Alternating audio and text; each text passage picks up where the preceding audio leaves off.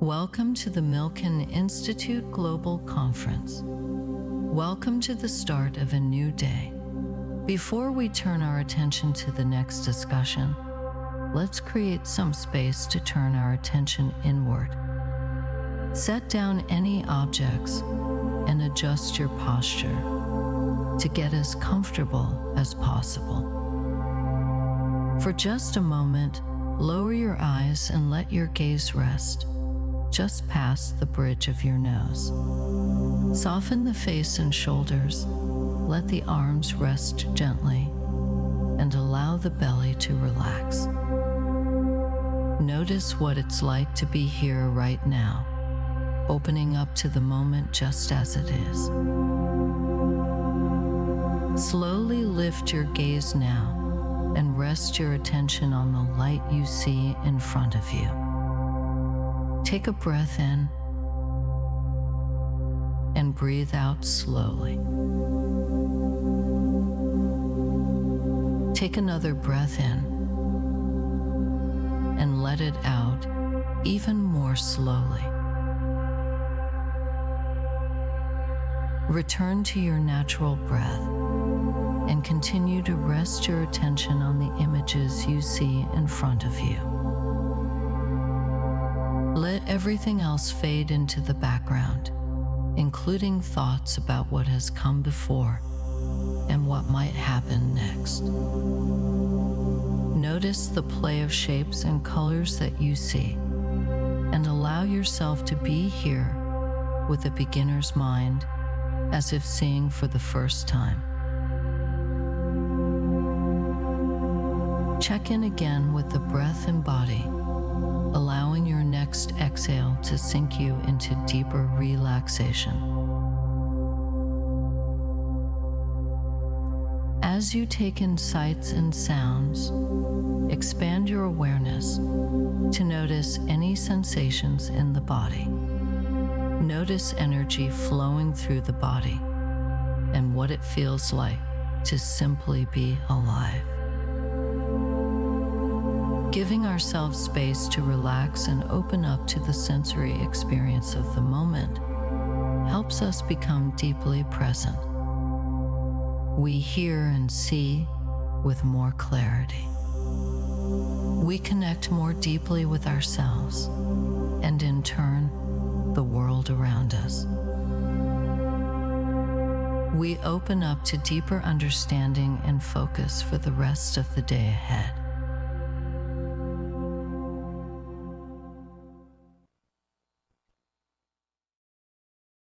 Please welcome the panel on The Business of Wellness, moderated by co-founder of Well and Good, Alexia Brew.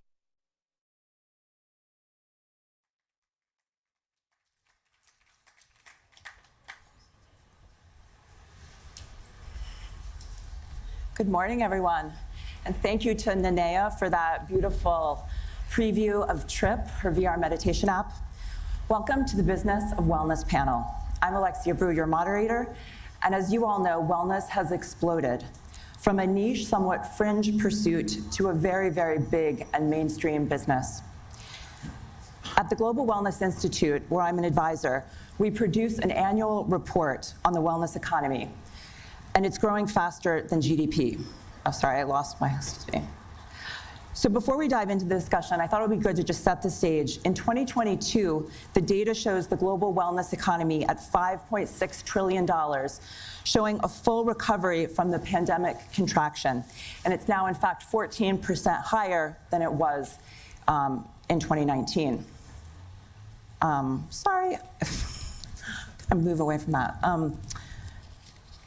So the Global Wellness Institute, we're finalizing our 2023 numbers, but it looks to be 6.3 trillion for last year and then growing to 8.5 trillion by 2027. So as an audience, you are all very smart and forward-looking to be attending this panel, and all of these numbers say that the wellness arena is poised for extraordinary growth, and the panelists with me today have founded or are running massively successful and innovative companies in a variety of sectors. And here we just see the different sectors that comprise the wellness economy. So I'll briefly share the intros, although you have them all. But Dave Asprey, to my left, is the father of biohacking. He's a serial entrepreneur who has started a number of companies in the CPG space, including Bulletproof Coffee and now Danger Coffee. He's in the fitness and biohacking retail space with Upgrade Labs, and he is a media brand unto himself. Next to Dave, we have Katie Capps, the co-founder and co-CEO of Higher Dose, which started in the retail hardware sector and is now moved into CPG and beauty.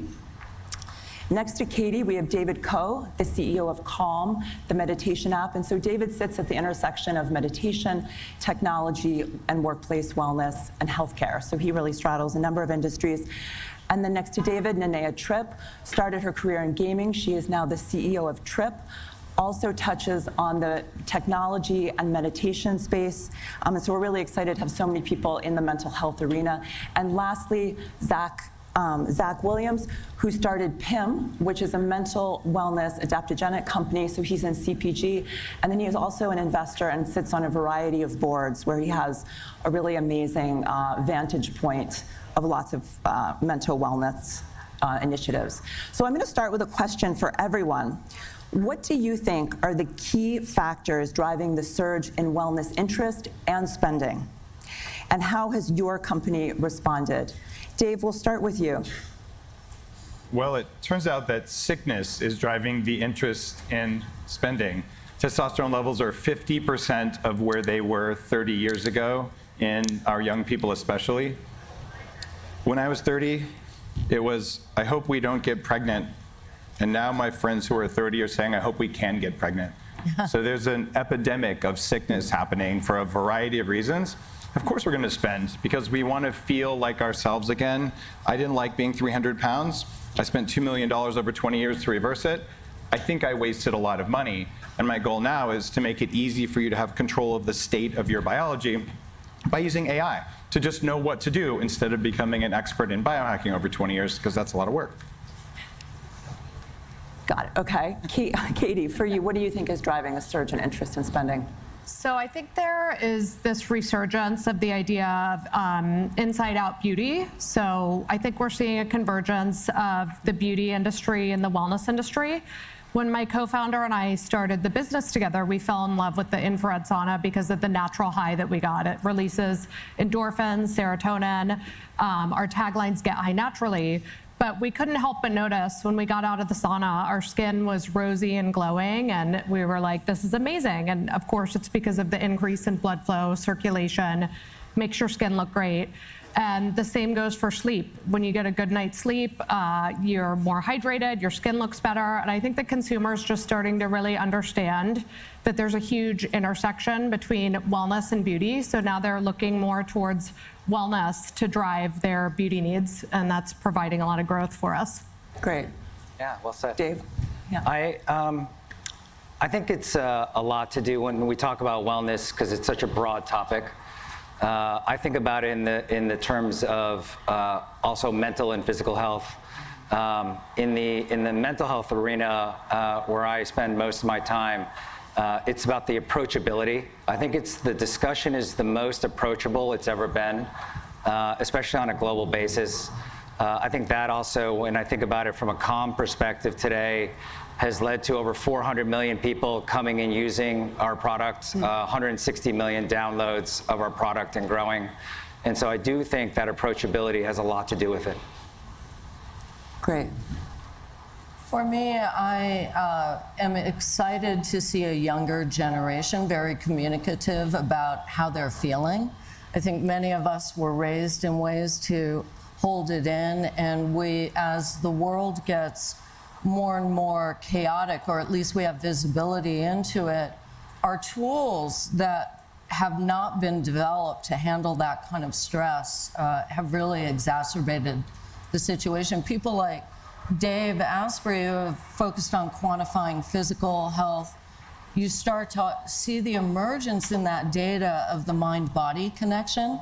And what we're focused on at Trip is how do you quantify your inner health, your emotional well-being in a proactive way, the way we take care of ourselves physically.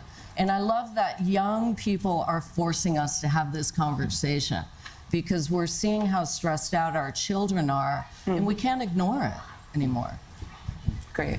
And Zach, let's hear from you. Yeah, so my lens is a systems-based mental health advocacy lens, and for me, it's a multi-dimensional consideration. The first is the pandemic catalyzed increased isolation and dysregulation that led to people seeking, more accessible choices beyond just, say, getting a therapeutic appointment or so forth. The second is accessibility to consumer healthcare or healthcare-oriented content. That's been available through the emergence of things like TikTok, but also Instagram, and now X, and a bunch of different opportunities to engage in that content has been now available. And the third is reduction of stigma has enabled people to establish seeking behavior that otherwise they would feel resistance around, either on a personal basis or on a community or peer-based basis. Great. So this is a question for David and Nanea. You're both in the tech space. You're both trying to help people's mental wellness using technology. Obviously, there's been so much conversation around getting people off of technology. So I'd love to just hear your thoughts on the positive and negatives on using technology in this way. I think, you've Sure. pioneered the space. I can start. I mean, I think the way I think about it is, at least from a mental health perspective, there's a lot technology can help us with access. And I think there's kind of 4 parts to that. Access definitely can help us. If you think about just some of the numbers in the US today, there's 122 million people in the US that have no access to mental health services. There's 3,000 counties in the US, and 60% of them don't have access to a psychologist, for example. And so that's where access and technology can help, but that's not enough. That's also when that has to be coupled with the right type of an engagement, the right type of quality, and then the focus on outcomes. And so when we say and we talk about access and technology, there has to be this loop around how is that helping you from a quality standpoint, and how is that helping you from an outcome standpoint? I've worked in the games industry a long time. David and I know each other from that industry. Zach's also worked in the games industry. And I think as you approach how to use technology with wellness, engagement is the medicine, essentially. And it's not something you can just tack on as an afterthought with adding a resiliency score or just implementing a streak. It has to be inherent to the core design. We launched Trip on the gaming platforms because it was the only VR audience that was large enough to train our AI. And the video that we played at the beginning, that whole audio track, voice synthesized off my voice, it's all AI generated. And getting to this point where we can deliver personalized experiences that are really attuned to who you are and what you need in the moment, I think is the next wave of innovation that we're leaning into. And then the last thing I'll say, one of the benefits of launching on the gaming platforms, our audience is 58% male, which is very unusual for a wellness app. And gamers are the best early adopter audience. They will tell you immediately how much you suck, and they will write long missives, great detail on how to make your product better.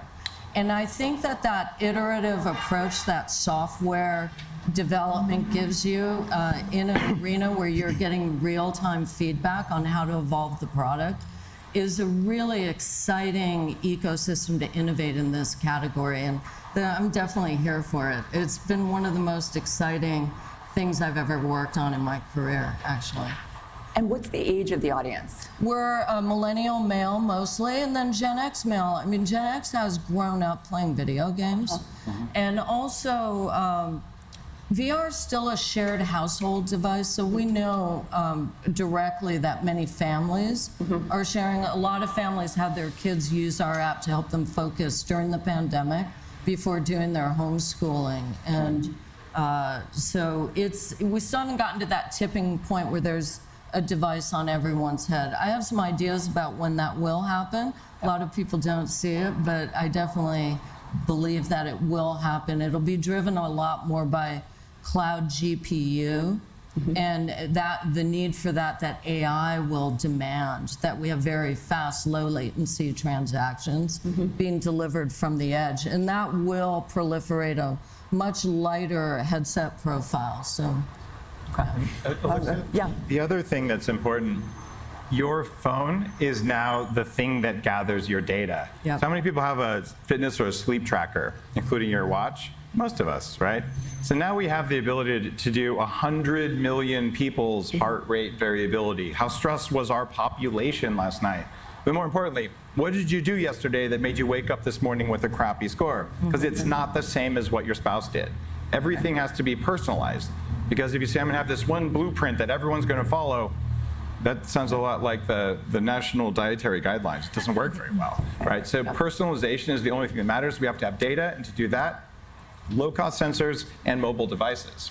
And that drives customization of the offerings that you guys have. we need a mood pyramid. Yes. Piggybacking off that, I would make an argument for something I'd call repersonalization. I think that what we need at different times is different. We need to recontextualize based upon our metabolic health, our mental health, and the improvement thereof, how we've established resilience amongst our systems. We require different needs based upon our evolving ecosystem of a body. So I would say, it's an ongoing evolution of understanding and catering to our bodies. Zach, I'd love for you to talk about PIM and sort of what it is and how it's going, and then also the other mental health initiatives that you're involved in, and sort of all the things that you see, because you're so involved in this landscape, where you think the most hope is for a solution. Sure, yeah. So PIM's genesis started really around my healing journey. My father was the entertainer Robin Williams, and when he died by suicide, I was I'm drinking alcoholically, and I was having a really tough time of managing my mental health. It turns out I was diagnosed with complex post-traumatic stress disorder, generalized anxiety disorder, and depression, and wasn't finding, a great deal of help through the psychiatric care system. I wasn't responding terribly well to pharmaceuticals, and I ultimately realized that my lifestyle was not conducive to supporting my mental health. And through my now wife, Olivia, who's a co-founder in my company and also a tech entrepreneur, she introduced me to the concept of nutrition for mental well-being, which I was super skeptical of. I didn't think this was a thing. Turns out that supporting your neurotransmitter health through nutrition can actually be pretty decisive. For me, I was able to manage my anxiety within 2 days and my depression within a week, decisively. And I was so impressed by the outcomes that I started putting together a test basis, and we worked with a food scientist to construct some beta samples, and we found it to be quite effective for folks, and we created a whole company around nutrition for mental well-being, while also supporting mental health nonprofits. And so we tied a collection of net proceeds to supporting an organization that I'm the chairman of, Bring Change to Mind, which is in 500 schools, supporting peer-to-peer mental health programming and stigma reduction campaigns. And so in conjunction with that, and now, launching we're in over 3,000 stores at this point. We just launched in Target last week, which is pretty exciting.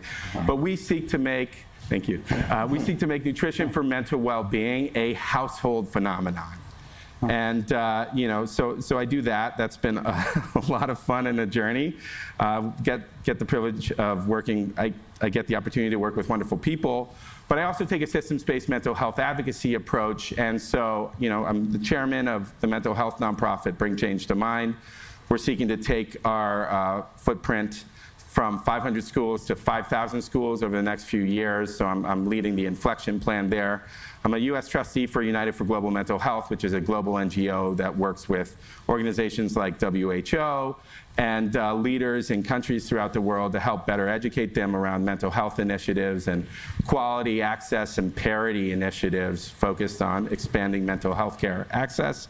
And I'm an advisor to Project Healthy Minds and a 501c4 called Inseparable, seeking to establish parity, access, and quality of care.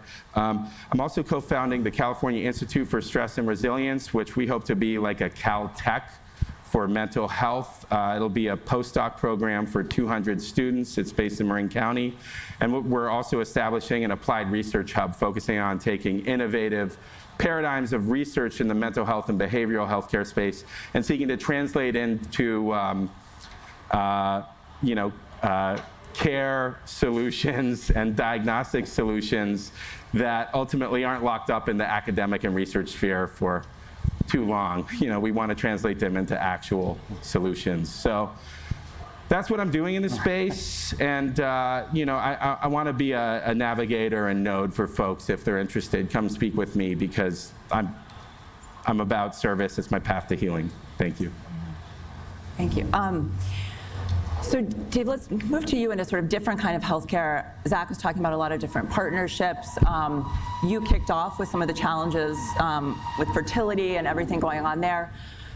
Over the last couple of years in wellness, there's been so much talk about wellness and healthcare coming together, building partnerships, collaborating. And I'd love to hear from you if you think these kinds of bridges can be built. From where you sit, is future collaboration and partnership possible with healthcare and wellness? Wouldn't it be fantastic if you wanted a massage, if you just had to go to your doctor, wait for a while, and then get a prescription to get a massage? And then if you wanted to go grocery shopping, you had to go to your doctor's office, get a prescription, and then wait for your doctor to write a prescription for you to not eat kale and eat something that tastes better, right? Wait, what's going on here? No. I don't want the insurance industry to ever talk to me again as a person, and neither does anyone in this room. Okay, you might invest in the insurance companies, it's a good business, but as a customer, it's the most horrible experience ever. And how was your last doctor's appointment? Did you like the waiting room? That whole business is for people who are dying or got in car accidents. And that's the only time we should ever be sending ourselves to the doctor's office. The rest of the time, it's the wellness industry's job to make sure you never have a medical condition, or if you do, you don't talk about it, it just goes away when you do wellness practices.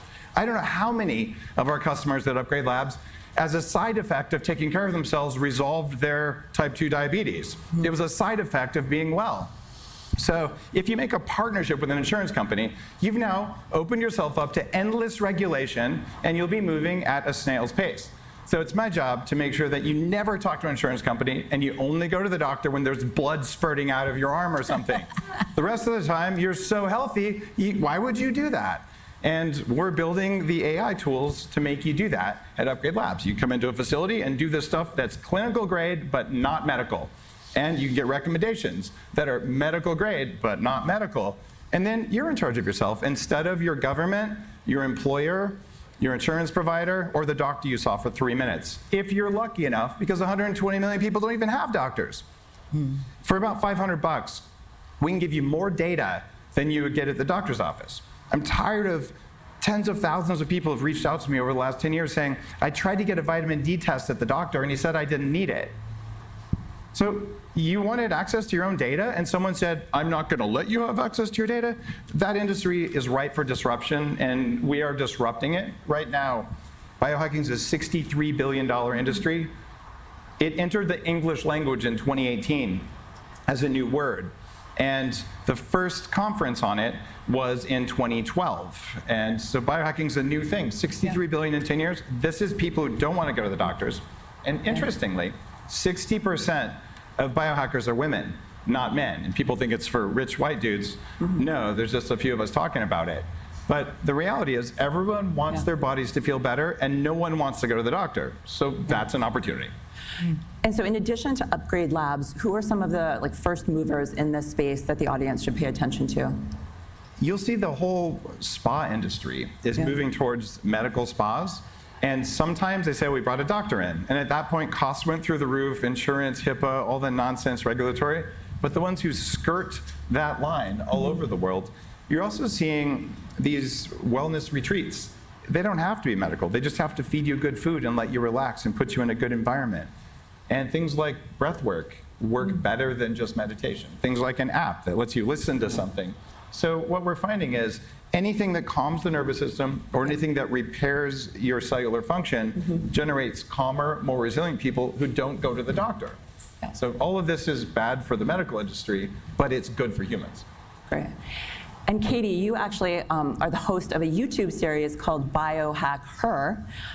So I'd love to share your perspective on that convergence between what you're doing at Higher Dose and beauty and technology and your partnership with Sephora, how all of that comes together.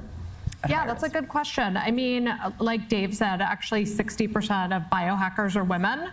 And I'm of the opinion that more and more women are going to get into biohacking as there's this increased focus on women's health, whether it comes to challenges with fertility or more awareness around menopause and things that women have to do to handle the menopause transition.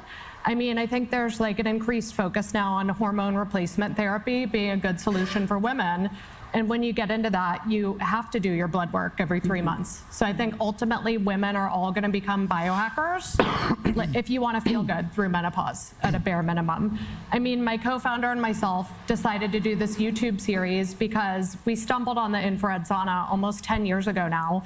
And we were like, what else is out there that can make you look and feel this amazing? And we really wanted to bring that information to women and also demonstrate how certain practices should be adjusted if you are a female. So for instance, fasting is a great example. It's very beneficial. It's an ancient practice, but if you're a woman, you want to be aware of your hormones and you want to fast at the beginning of your cycle when all your hormones are at a baseline. So anyway, that being said, through this exploration of biohacking through our series, we stumbled on new technologies that we wanted to bring to the masses, a big one being red light. So we launched a red light face mask, red light neck enhancer. Now we have a red light cap for hair growth. And this is actually the #2 selling device at Sephora in less than 3 months. So I think that shows too that women are looking for efficacy in their beauty routine and that biohacking can definitely bring that. So long answer, but that's kind of how it all comes together. Congratulations. And David, so, you know, healthcare is obviously one place people look to be supported. Workplace is another. With the Global Wellness Institute, it was interesting. The workplace wellness initiatives have contracted greatly post-pandemic. Curious what Calm is doing in workplace wellness, if enterprise is a focus for you. Nanea, also, I'd love to hear your thoughts on this after David. Sure. But yeah, what's going on with your enterprise business? Yeah, workplace has been a natural progression for us. We actually started off in consumer, direct to consumer first, really hit a stride with things around sleep and meditation. During COVID, those numbers spiked dramatically with our user base, just because of all the anxiety people were having and not being able to sleep. We moved actually into the workforce because many of our members, we've got millions of people in our communities, were actually asking, could that benefit be paid for by their employer? We then started going to CHROs and asking the question of like, what are you trying to solve for your workforce? And we found that many of them were just concerned about their employee mental well-being, just their well-being as a whole. And they were asking for solutions that their employees would actually go use. You know, there's so many solutions out there today. I think we're all getting a little bit of app fatigue, and it's really hard to discern which are the ones that are actually making a difference and which are the ones will your employees actually engage with. So what they found by working with us was that if you go to a normal like EAP type of service, employee assistance program, you may get like less than 5% types of enrollment in that program. By working with us, we've had like 20 to 40% on the enrollment space, and then about 80% on the engagement space. So, and that's not with it being incentivized to go use those services. I think that's just really important as you progress naturally into that workforce. And I think what you find with workplace stress that's out there today, if you can really kind of answer and listen to your employees If they're having workplace stress, overworked, they can't sleep at night, you got to offer them the tools that they will use and don't feel forced to go use.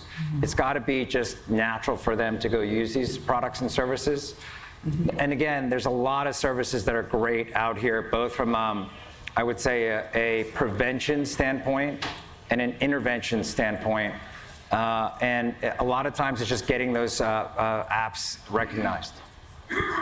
For us, we're much earlier stage than Calm in the category, and we can only do so much, but there have been a lot of organic evolution beyond the consumer. We chose the consumer first because it gave us a large enough audience immediately to start training our breath detection AI models, our audio meditation mood vector database that we started to build to train our data on. And we found, though, that people were bringing our app into the VA clinic, mental health clinic, saying, this is helping me. And then there was organic research that came out of just our app being so broadly available. We have devices in Antarctica at Palmer Station in a NASA study. We've had lots of published data that we haven't been directly involved with. And I welcome that data. I've had investors tell me you shouldn't let people study your app like that. What if it comes back not positive? I said, well, I actually want to know, you know, but there have been some very interesting signals on the clinical side, but you still need a tremendous amount of evidence to actually make any claims.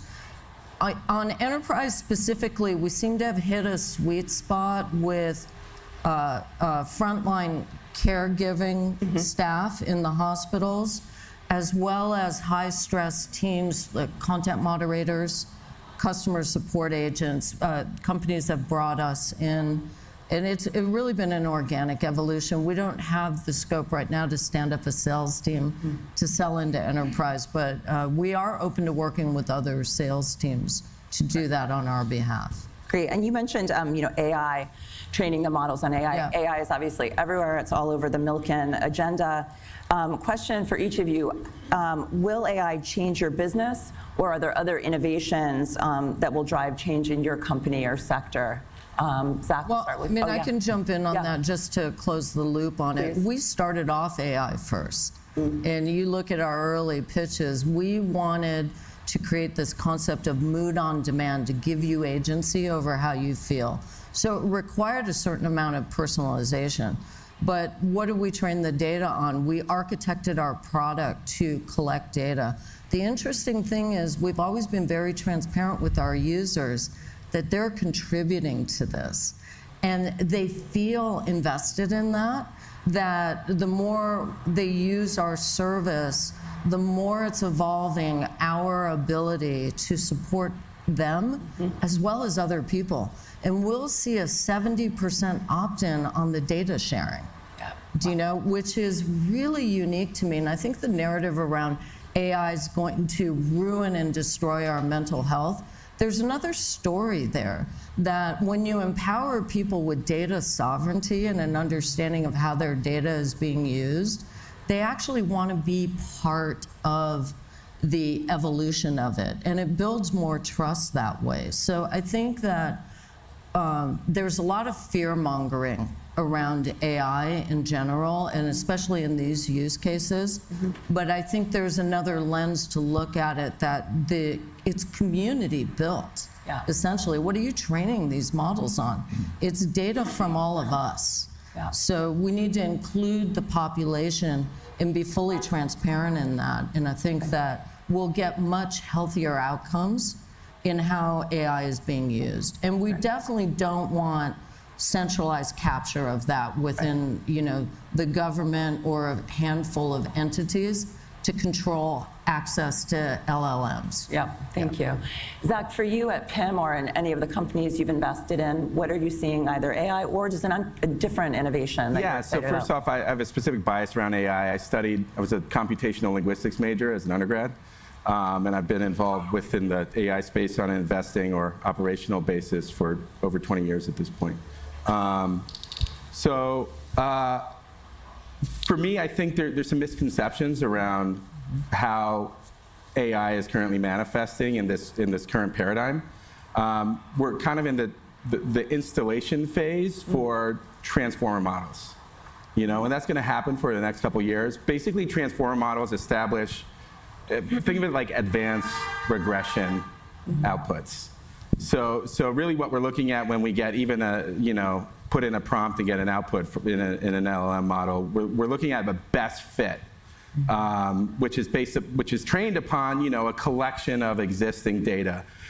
My concern around that is that what we're seeing right now, you're seeing in the Gen AI space, you're potentially seeing it in massively trained models, is a convergence event.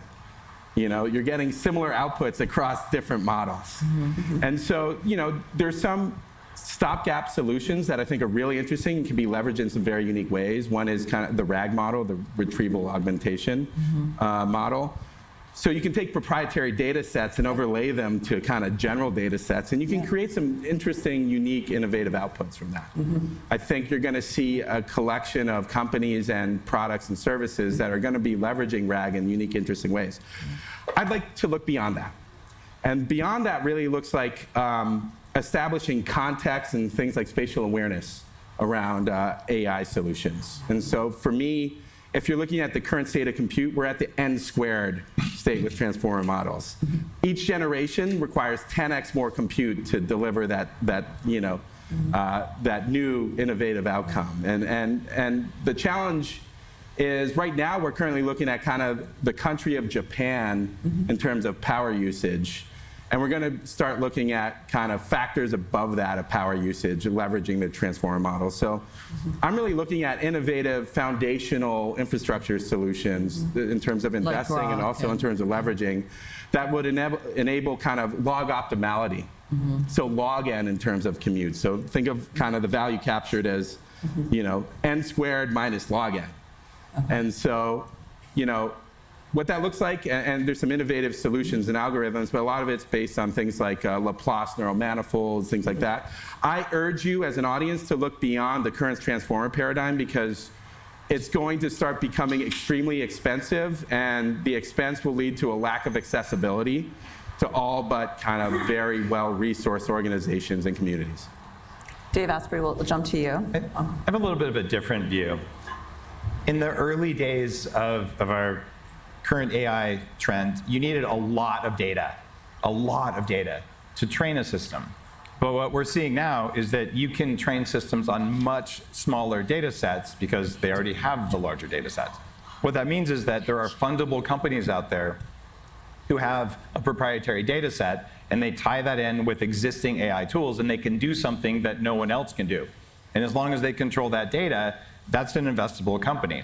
So we're going to see the equivalent of what the App Store did for iPhone happening with data sets. Like, I have my data set, I have the tools I built on top of whatever AI platform I liked. Pay me to use my data to look at your data to tell you new things. And the evidence I have for this is I've been gathering brainwaves at 40 years of Zen. This is my senior executive brain upgrade company. People come in for 5 days. We do clinical grade brain scans, and we teach you how to enter the states of an advanced Zen monk without using drugs, although now we're going to add ketamine because why not? But the idea here is, for 10 years, I've been gathering very rich data sets there, so I know what high performance brains look like. According to my neuroscience people at UVic, no one else has that data set, which makes that uniquely valuable. So when you're investing in companies, there's 2 things to look at. One is, do they have proprietary data? The other one is, have they put the proprietary data in a separate company? Because sometimes the company that owns the data is worth more than the operational company that gathered the data. And you can oftentimes capture more value by having the data monetized separately from the business itself. I've also seen AI make a huge difference at Upgrade Labs. We're gathering physiological information, and we're using AI to tie in all of your wearable data and now your laboratory data to have this unique picture of who are you and who are you today versus where you want to go. And one of our panelists, I think it was Nanea, mentioned that you got to know how are you doing now, right? Because you woke up and you didn't sleep well last night, so maybe today you don't want to do a CrossFit workout. And there's just too much to know. So these proprietary data sets are on what do actually vibrant humans look like versus an average human who's healthy.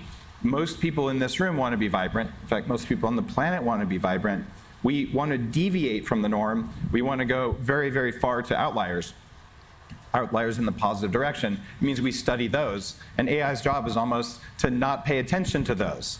Yet we all want to be superhuman instead of regular human.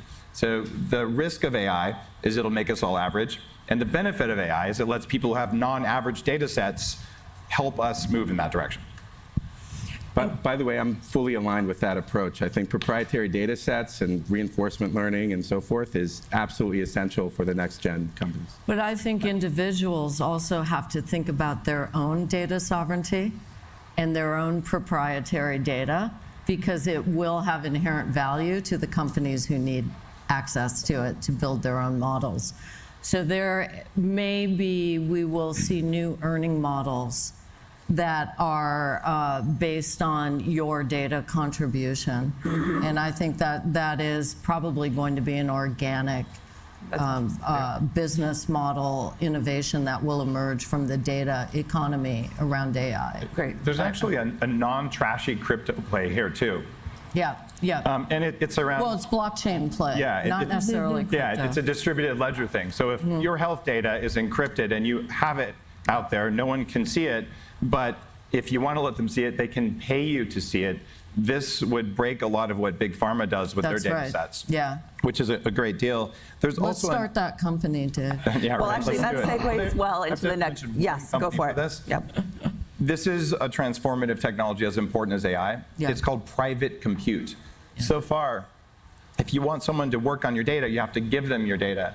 There's a company called Nilium in the crypto space that has cracked the code. So you can give someone your encrypted data, they never unencrypt it, and yet they can work on it and send it back. And I think this is going to absolutely transform data privacy across all industries, because now you can share it without sharing it and pay someone to do the work. So in look at these Nilium. early days, we should all be very mindful who we're giving data to and how we can get access to it or remove it from systems. Thank you. That actually segues well into the next question, which is, I know we probably have a lot of capital allocators in the room. So question to each panelist, if you had $1 million to invest in the wellness space, where would you allocate this capital? And it can't be your own company. And what I really want to get at here are the emerging areas, many of which we've discussed, but what do you think has the greatest promise for growth and profitability? So not just cool, although that'd be fun to hear about that stuff too, but like what is really going to be a good business? David Koh, let's start with you. I would, no, thank you for that question. I would think about if I had that money to invest, and based on what we're seeing at the company right now, and this is just because I have two daughters who are 16 and 13, I would invest in teen mental health. You know, from a lot of the data that we see today and spending time with the U.S. Surgeon General, we just see there's a lot of issues around teen self-worth today and how they view social validation as personal validation. And so really trying to create a different paradigm for them to create a safe space for them to focus on themselves. Have you seen any companies that you're excited about in this space? Yeah, I see a lot of companies that are forming today, but again, I think it's early. And this is a space where today there's different companies in different stages. But again, because this is now more approachable than it's ever been, my own daughters talk about their own mental health. I did not talk about my mental health as a child with my parents. They would just tell you to power through it. And I do think today, my kids may overuse the term in a way sometimes because they feel very comfortable asking about their own mental health. But what I would say is I just appreciate the fact that they're talking about it. And I do think it's important to create a language where we all are, it's easy to talk through. But when I go back to where my parents live in Korea, they don't talk about it. And it's not something they talk about at all. So there's different stages of how we approach mental health all over the world today. It is a $16 trillion problem that we see globally over 2030 by the World Economic Forum that's been published widely. And what I would tell you is if I were to look at something, and I don't think that's enough to invest in it, I would invest in teen mental health. Got it. Katie, how about you? So I think there's, this huge mega trend around longevity, but again, I think this means different things for men and women. And a lot of research is now showing that there's a big link between ovarian health and female longevity, because once your ovaries start shutting down as part of the menopause process, that creates a cascade of aging and all kinds of other organs, your brain, your heart, your lungs, et cetera. So really from a longevity standpoint for women, the goal should be to delay menopause as long as possible. And I don't think there's a lot of talk or solutions around that now. I think one that could be really interesting is ovarian PRP. They've actually shown that even women that have gone through menopause still have about 1,000 dormant eggs in their ovaries. And if you go through this PRP process, it can reactivate your ovaries, get them functioning again, and all of that's going to help with longevity. So I think that's a really interesting space that I would invest in. That's great. Dave, how about you? I would invest $1 billion in a company that has a likely ability to add at least 5 years to your lifespan. Health span is not that exciting. Being healthy until you die at 85 is boring. Being healthy until you die when you're done and be healthy the whole time is more exciting. And if that investment is successful, you're going to make a lot of money in it. You're also going to get another 5 years of compound returns on all of your other investments because you're going to be the first one in line to get that therapy. So that's what I'm spending a lot of my investment time on. An example what would that of look that like? Yeah. company called MiniCircle does gene therapy. I just had this done. It's a $25,000 treatment. It takes 9 years off your biological age, and it's a single injection. And it's the first of 10 different compounds in their pipeline. I'm an advisor to the company, just full disclosure. But I'm interested What's in that? Can you share the? What's in it? Yeah. Is a very specific set of code that tells your body to make more of a longevity compound called follistatin. And follistatin, when you have more of it, causes you to lose 1% body fat, increase bone density, grow more muscles. And when you do your Harvard-backed test of your actual biological age, it reverses on average of 9 years and sometimes more. So I would invest in things like that because you're going to live longer and you're going to live better while you live longer. And those are the things that people value the most. So that's a great business in and of itself. That's why longevity is just on fire. And Dave, is your thesis this will all become less expensive as it gets more popular? And I think everything on earth has been, when it doesn't work very well, people like us pay for it because we wanted it. And then take mobile phones. Your Mercedes 300D had the whole trunk full of a $50,000 mobile phone that was $20 a minute and dropped calls all the time. And now they're $1 a month in Africa. Gene therapy would be the same thing. Yeah, because there's a lot of pushback now that a lot of these treatments are so inaccessible, and so what would you sort of say to that? There's been pushback that railroads were inaccessible when we first came out with them, and now they're not even that useful. So everything is inaccessible when it's first invented. That's normal and healthy. The more pushback there is, that's called demand in economics. Demand is good because that means we'll have more supply, and that drives up prices. Like this is awesome. So everyone should be jealous of the first people who live longer than they're supposed to and want it also so that we can make it more accessible. That's how it works. Great. Zach, how about you? Where you are a capital allocator, what are you excited about? Yeah, well, in the wellness space, for me, I've identified a couple opportunities which I think there's incredible value to be unlocked. Metabolic mental health, it's a huge opportunity. Can you explain a little about what that is? Sure. So and I see some folks in the audience who are deeply passionate about the space. There's a relationship between the body's metabolism and things like serious mental illness, and also dysregulation in general. We've got a metabolic health epidemic here in the US when 60% of American adults are either pre-diabetic or diabetic. You actually have your body has an altered relationship with taking things like pharmaceuticals when you have metabolic health issues. So that's challenged. But you also have dysregulation like anxiety and depression and the like that could occur from metabolic health issues.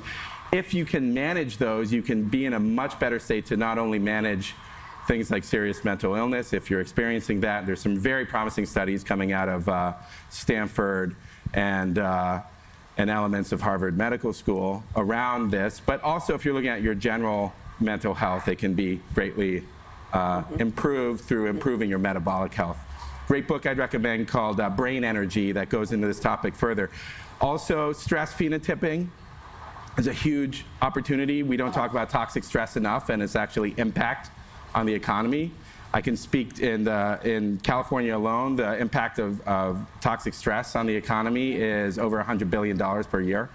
So, you know, we need to better diagnose and then establish treatment solutions based upon people experiencing toxic stress and so forth. But you got to start with diagnostics. Are there any companies you'd call out in that space? Well, the Institute is starting its first stage of research will actually be just focusing on stress phenotyping.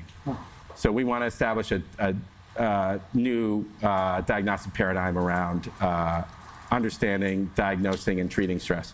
I've seen some good biomarker companies around voice and voice analysis specific to stress, as well as pupil measurement, which has been interesting. Wonderful thing. Ellipsis Health, I'd recommend. Ellipsis is doing wonderful work around identifying and diagnosing mental health conditions through voice.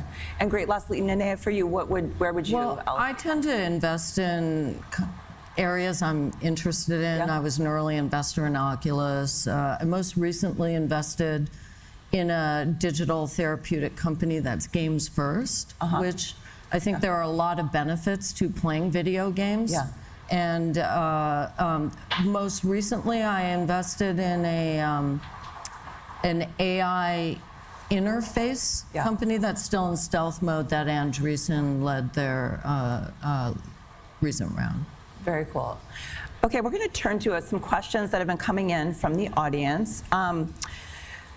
More tactical questions. So this is a question about the most effective marketing method when initially introducing your new product to the marketplace. What kickstarted traction in the market? Dave, maybe you can walk us through Bulletproof Coffee as a case study. With the whole idea of Bulletproof, I started by giving away really valuable information for free. The idea and the language around hacking your health, upgrading your biology, and actionable things. And then I said, hey, would you like to support the business? And that grew to $27 million before I took a drop of venture capital revenue, and it's generated multiple businesses. Most people will say, well, we're just going to start by telling you about our product. It's not a great way to launch. If you're going to launch a product like that, what you want to do is you want to find someone who's trusted and has a medium-sized audience. And not too large, because they're very expensive and they just talk about too much stuff. And not too small, because it's not manageable. For instance, Viome, their first 1,000 test kits. This company has 600,000 samples of mitochondrial DNA and microbiome stuff at this point. Their first 1,000 test kits were at the Biohacking conference, because there was an audience where it was a slam dunk, and that's how you get the ball rolling. So getting that first $1 million a year in is probably going to be influencer-led, unless you want to build a movement, and that generally takes money and time. Got it. Zach, you want to share your experience with PIM in sort of getting it out there? And Sure, yeah. Well, I mean, it's all about educational content. I'm a big advocate for mental hygiene, which relates to basically thinking about taking care of one's mental health, similar to like you take care of your teeth.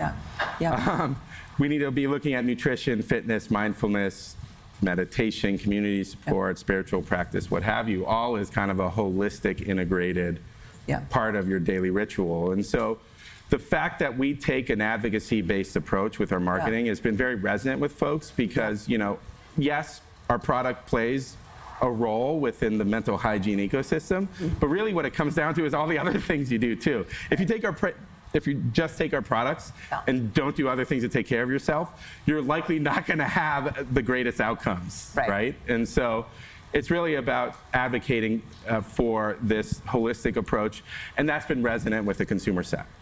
And Katie, when Higher Dose launched, it was really like a totally new category. People had never really thought about going to book an infrared sauna session. So how did you introduce that? It was really creating a category that's now huge. Yeah, I think we focused on aspirational branding, really. My co-founder and myself didn't want to look at health and wellness in the traditional way of diet and exercise. We love this idea of getting high naturally and using that as more of an aspirational goal that I think was more intriguing for people. We didn't call the company like hot sauna, we called it higher dose. Dose stands for dopamine, oxytocin, serotonin, and endorphins, which are your 4 main happy chemicals. And on our original website, we didn't even have a photo of an infrared sauna. My co-founder and myself went to the Hamptons, stripped down, got naked in nature, and we wanted to show the feeling that you get from doing a sauna instead of being so literal about it. Yeah. And I really think we've been so successful because of our branding. So even though, I recognize in the wellness space, credibility and education are really important, I'd say don't forget the power of branding too. Okay. And David Koh, for Calm, correct me if I'm wrong, but Headspace had a bit of a head start. How did you sort of launch and ultimately, I think you're one of the largest, if not the largest in the space. Yeah. Yeah, I think a lot of it is for us. It's really thinking through and connecting with our members. A lot of the feedback that we give around how do you launch for new products and connections, that really depends. It really depends on the type of stage a company you're at. So I'm not sure if there's a one-size-fits-all type of answer there outside of the product market fit types of answers that you normally see. As obviously companies get more profitable, you can spend more, you can have different types of LTV to CACs on numbers for advertising and buying. But I love the point about the emotional connections, and really there are different ways to reach your audiences today depending on the age demographic. And I think that part sometimes gets lost because how you connect with the younger demographic versus folks at an older demographic is very different.